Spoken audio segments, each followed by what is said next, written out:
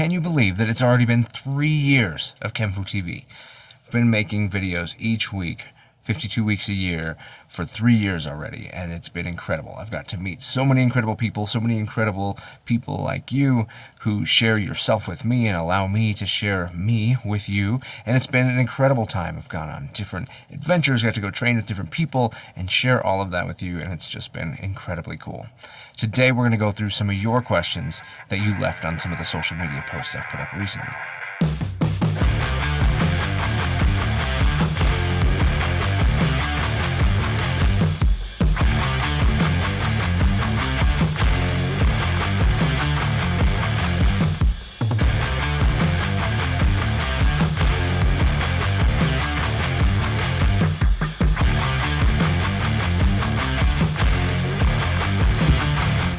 Hey, what's up? I'm Ken. This is kenfuTV, and each week I release videos in the martial arts, philosophy, technique, training, that sort of thing. That's the kind of thing you're into. I hope that you stick around. I hope that you subscribe. I hope that you share this with someone that you think will get value out of it. Today I'm answering your questions that you left on different social media posts I put up this week, so that I could maybe share whatever thoughts that I have on the things that are on your mind.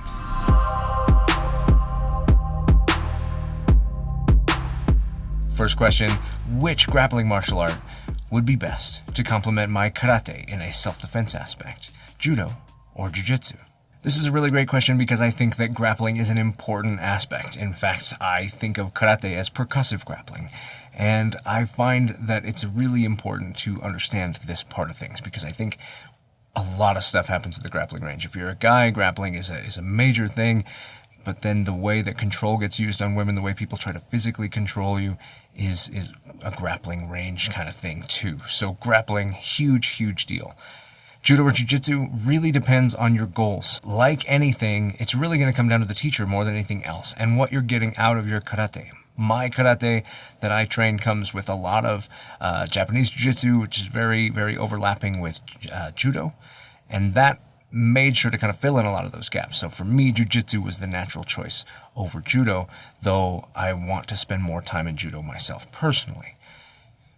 A teacher really defines what's important with all of it. If you have a good teacher who's sharing the right stuff, then either of them are going to be great. Judo is going to focus a lot on putting someone on the ground. And if that's the end result that you're looking for, I want to be able to put someone on the ground and get away, then judo is going to be the way to do it. They have newaza, so ground techniques, working from the ground a little bit, is going to be included, so it's got a lot there. But the throwing and off balancing, top notch.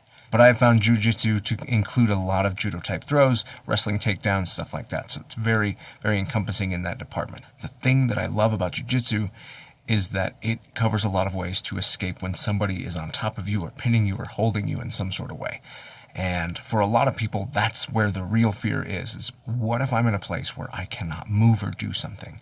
And jiu-jitsu's approach to handling escaping common techniques in common places, common holds, common positions, that goes a long way to helping your escape strategy. So both of them have their own ways of escape. One presumes that you're staying standing and you're putting someone on the ground in order to get away. The other assumes that you're not able to stay standing and you need to either put someone on the ground, because that's included, or be able to get away when you're already on the ground. In the end, I think both are great. Both have a really good way of training, judo with its randori and jiu-jitsu with its rolling, that have a very practical way of practicing the skills and attributes of the art. That's the most important thing. If you're going to grapple, you need to be able to do grappling in order to get better at it. And both of them have an excellent way about that. If you can do both, never hurts.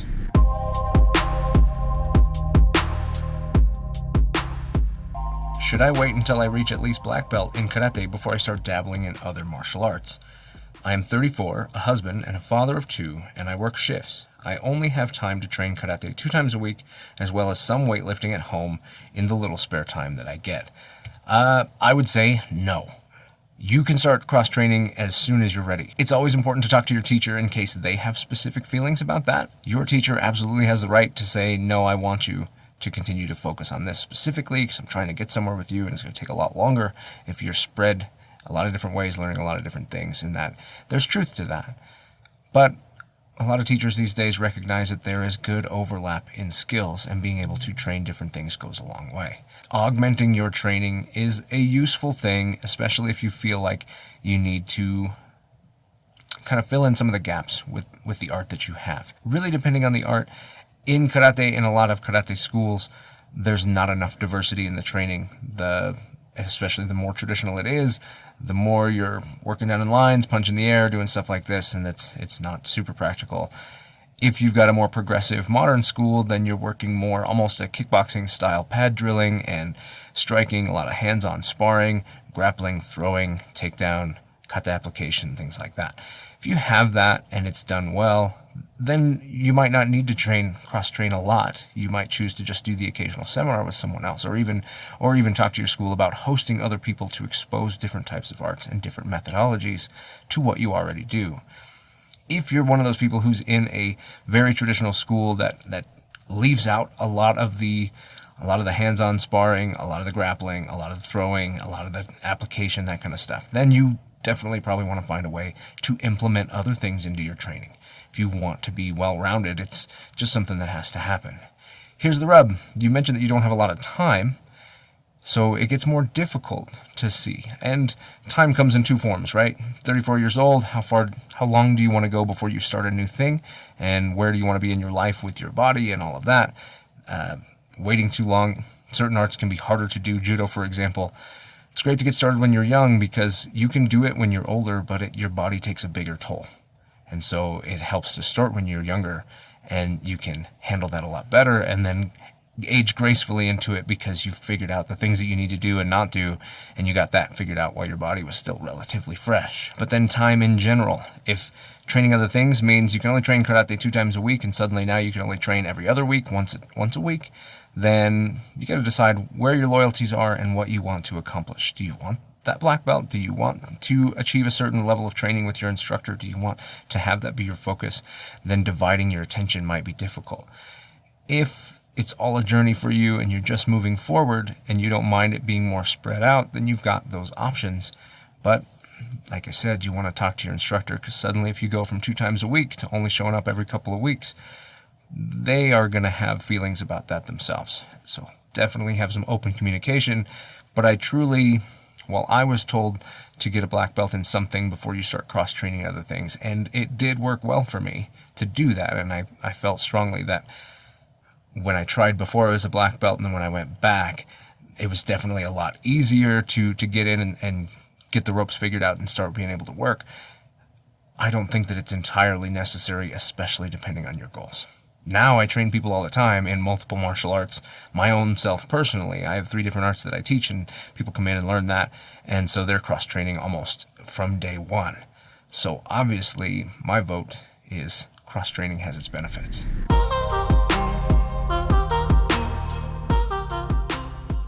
Bunkai.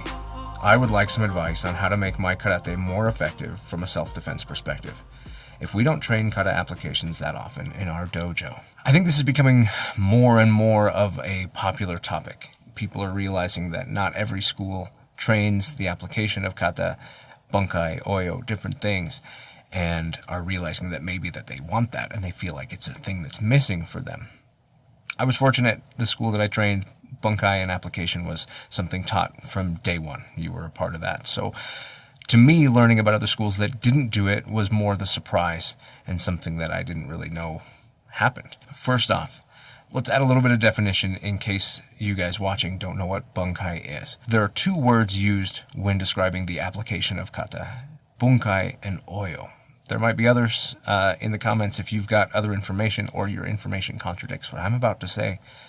But bunkai is the process. It literally means to pull apart or to dissect, to analyze, to understand better.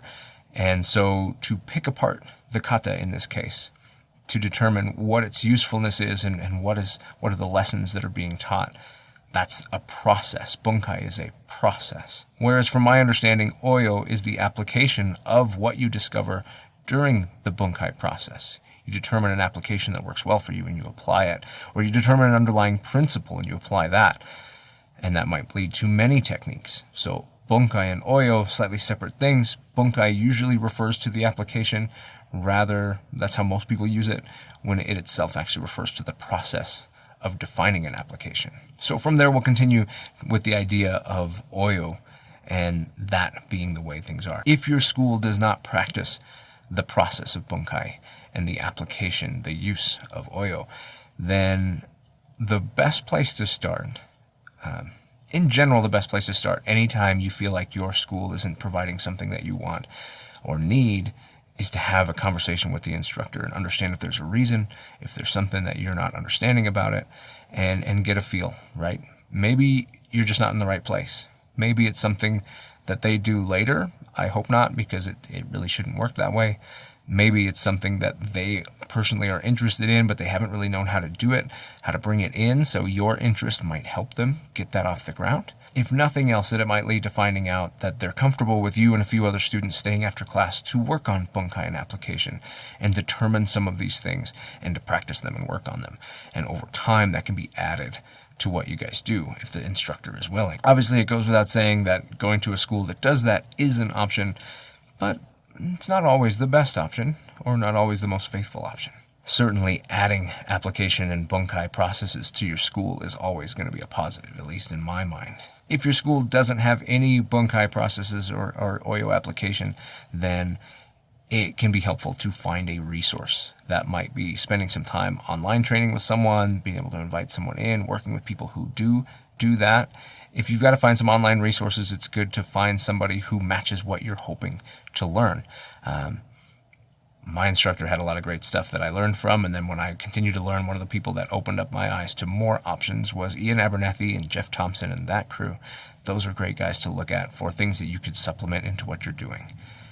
Understand that bunkai is going to change over time for you. The more you look at it from a striking perspective, you're going to see application that matches that perspective. The more you look at it from a grappling perspective, you're going to see application that matches that perspective. My advice would be just don't be so steadfast that you ignore the fact that these things might have different interpretations based on the goals you're trying to accomplish. And at the end of the day, you got to figure out what you believe in, what you trust, and where that goes. More than anything else, the most important thing you can do is start familiarizing yourself with what types of violence or realistic situations you feel like you want to prepare for. If self-defense is your goal and you've got a specific thing in mind, research it, understand it, watch surveillance footage, hear officers talk about it, ask questions.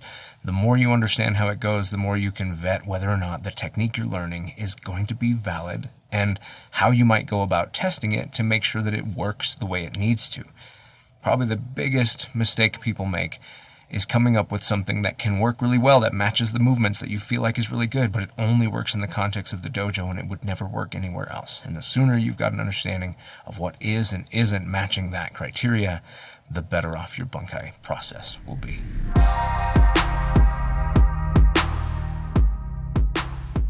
Is being a martial artist a practice or something you are for life once you hit a certain point?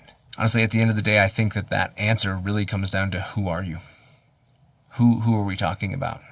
For some people, being a martial artist is a practice. A phrase that I use a lot is words mean things. And so a martial artist versus a martial art could be kind of different. If you are a martial artist, then you probably are somebody who's in it for life. That's just kind of how that works, in my mind, from that terminology. But the martial arts themselves, how do they work? What are they? For a lot of people, they're a hobby. For kids, they're a hobby that's really fun to do for a while, and it doesn't always stick out. It's something they do, especially if they reach a level of achievement they feel like hits what they're trying to hit. Then they're off to the next thing that they can reach that next level of achievement. And I would argue that it served its purpose and it got them where they needed to go. For people who do it just because they want something to do, it might never be more than that. And that's okay. Some people want it for very specific reasons. Some people want it for no reason, they just enjoy it. Then there are the people who, the person who asked this question, I know that you are one, and I am too, who are what I would consider a martial artist. Someone who dedicates themselves not just to the physical aspects of the art, but to the philosophies and to the principles and everything that are also included in that study. And if you are somebody who pursues that path, then it's absolutely something you are for life. because it becomes a part of who you are and the way you think about things and the way you approach things and what you understand about the world. But not everybody is that way. Not everybody wants that. Not everybody's interested in it. So not everybody is going to be in it for life. Some people are going to disappear for a while and then determine that it's something that they want for life and then come back. And it will be at that time that it becomes something that they are for life. But some people just won't want it to be a part of their life. And that's totally okay. And please don't ever look down on anybody who pursues the martial arts because they enjoy it or because they feel like they need it, but not because it's something that they really want to integrate into who they are. Like some of the other questions today, it also comes down to the teacher. If the teacher builds it like a sport, then it might have a finite usefulness. And I don't mean that like sport context, but just the idea that it's something that you do to accomplish, then you go do something else, and they're very separate and they don't integrate into your life. Whereas if you have a teacher who's more into the philosophy and the path and how it does impact the life and character of a person, the more likely you are to adopt that philosophy for yourself and chase it for yourself. So the teacher has a very big role in whether or not that eventuality comes to be.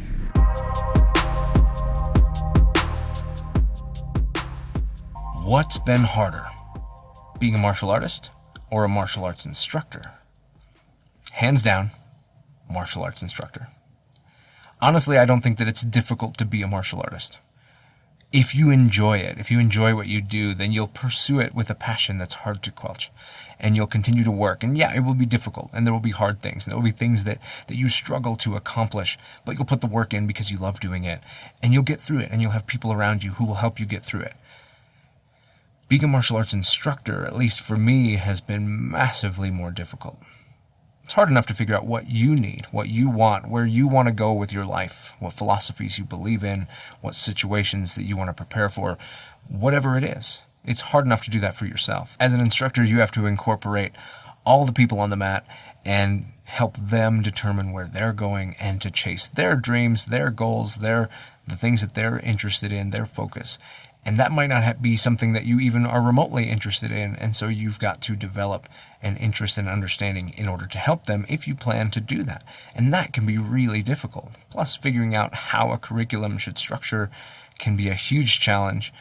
Being able to structure something in a good way where you feel like you are doing a good job for your students, that you are providing something worthwhile, and you are helping people, not hurting people through a lack of understanding of what you do, that can be really, really difficult. And maybe the simplest one is when you're a student, a martial artist. If you're really not feeling it, you're sick, you're whatever, you're just down, you're just not feeling it today, maybe you don't go. But as a martial arts instructor, at least in my opinion, you go. You show up. You got to be there to show up for somebody. And so even when you don't want to, you need to. And it takes a level of discipline that maybe a martial artist should have, but might not have, where an instructor has that added level of responsibility and obligation to be there for the people who are looking for what they have. It also has a much larger burden of understanding your own stuff, what you know, and how you understand it, to the depth that you understand it and can share it, is something that can be incredibly difficult. It goes much further than receiving instruction. As a martial artist student, you receive instruction and you perform your tasks, and your goal is to get better. And that might include things that are bigger than just, I said you do, but it's still kind of guided. Whereas as an instructor, all of that is still true, but you don't always know those things. You are creating those things. You're determining what those things need to be. And if you're a good instructor, you're determining those things on a per student basis. You're determining the direction of the school and making decisions of things, how things are going to work. And understand that my perspective is being a single instructor, a sole instructor, versus having like a team of instructors. And so it's more difficult, I think, when you don't have a group of people around you who are also kind of helping achieve that goal. As a student, you've got a ton of people around you who are trying to achieve the same goals you are. As an instructor, as a sole instructor, you don't have that. You're just working to do your best for everyone around. Now that's going to be different, and people's mileage will vary when it comes to being in a school where there are multiple instructors and they can get together and help work through things. But that hasn't always been my experience, just based on the way that it's kind of shaped up in our school. Last but not least, probably one of the most difficult things that I find to be way more difficult as an instructor than as a student is when someone leaves. You invest a lot of yourself into people, and they take that, and hopefully they apply it and they make something of it. And there are many of them, and you give and you give and you give. But sometimes they're going to leave. And for the other people on the mat, they're going, man, I miss having them around. As an instructor, you devoted a lot more of yourself trying to determine what you needed to give them, how you were helping them, where you thought their future was, how you were trying to get them to that future. And then when they stop coming, it hits a lot harder. And that also can be a lot more difficult. So easily answer the question, what's harder, martial artists or an instructor? Hands down, martial arts instructor. That's all the questions that I have for this week. And with that, we wrap up the end of year 3 of kenfuTV. I hope that you've really enjoyed this. I am incredibly thankful to everybody who has subscribed and watched these videos. And we've had a ton of new people coming in this week, which has been incredible. Welcome, all of you. Big thanks again to everybody who has actually joined and become a member of kenfuTV, who is helping sponsor financially these programs so I can put them together and build them each week for you. Huge thanks. I can't tell you how much that means to me. Big thanks to everyone in the martial arts community who has been a part of my growth, all the different podcasts and instructors and different people that I've had the chance to meet. That has been probably one of the most wonderful parts of this whole journey. Don't fret, I'm not done. We're gonna do more. Be ready for changes, because I try to do something new every year. And starting next week, it's time for something new. I'm Ken, this is kenfuTV, and I'll catch you in the next one.